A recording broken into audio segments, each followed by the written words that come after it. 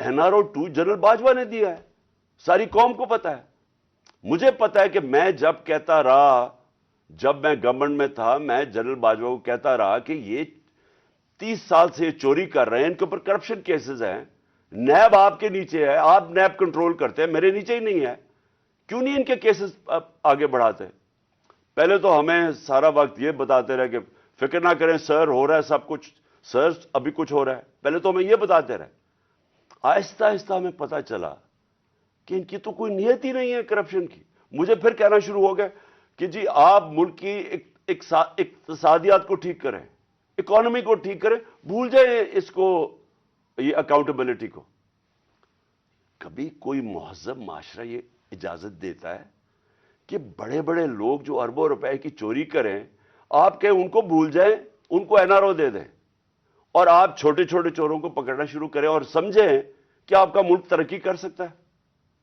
کیا چین پاگل ہے جنہوں نے 450 وزیروں کو جیلوں میں ڈالا ہے پچھلے چند سالوں میں؟ کیا جو پریزیڈنٹ شی جن پنگ ہے اس کو سٹیٹسمن مانا جاتا ہے؟ اس نے وہ کام کر دیے جو دنیا میں کسی نے کیا ہی نہیں ہے. 70 کروڑ لوگوں کو اس نے غربت سے نکالا ہے چائنا میں پچھلے 30 سالوں میں. وہ اس کا کیا ضرورت پڑی ہے کہ جو کرپٹ منسٹر ان کو پکڑے، ان کا احتساب کرے؟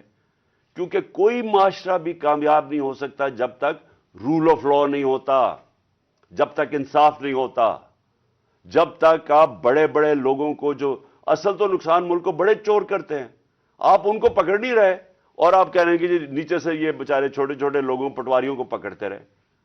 اور یہ ہمارے سامنے ہوا. شہباز شریف کو بچایا گیا، اس کو اوپر اوپن اینڈ شٹ کیس تھا، اس کا 16 ارب روپے کا یہ جو FI کا کیس تھا، اس میں تو کوئی شک ہی نہیں تھا. اور اس کا جو بیٹا باہر بھاگ گیا، آج جو سلمان شہباز واپس آیا ہے، وہ کیوں باہر بھاگا تھا؟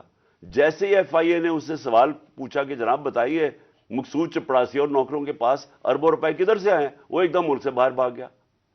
اور اس کو ان ساروں کو واپس لایا جا رہا ہے. کیا ہوا؟ اس میں کوئی شک ہے کہ NRO2 دے کے اس سارے ملک کا ایک جنرل مشرف نے نقصان کرایا تھا NRO1 کا. اس ملک نے بھاری قیمت ادا کی اس کی. 4 گنا زیادہ ہمارا قرضہ چڑھایا انہوں نے 10 سالوں میں لوٹ مار کر کے. اب پھر جب ان کے اوپر کیسز تھے، 1100 ارب روپے کے کیسز ہیں، وہ انہوں نے پھر ان کو NRO2 دلوا دیا. تو کون تھا اس کا ذمہ دار؟ کس نے یہ کیا تھا؟ جنرل باجوہ نے کیا تھا. میں آپ کو چیزیں اس کی طرف دکھانا چاہتا ہوں کہ کیسے قانون انہوں نے بنایا جس میں بچے لوگ، جس میں ہر کسی کو بچایا گیا.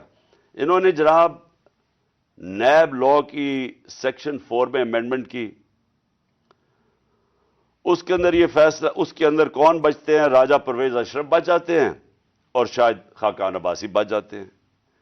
پھر انہوں نے ایک اور کیا، بے نامی دار کی ڈیفینیشن سیکشن 5E، اس میں مریم نواز پاک ہو کے نکلائی ساری چوری سے.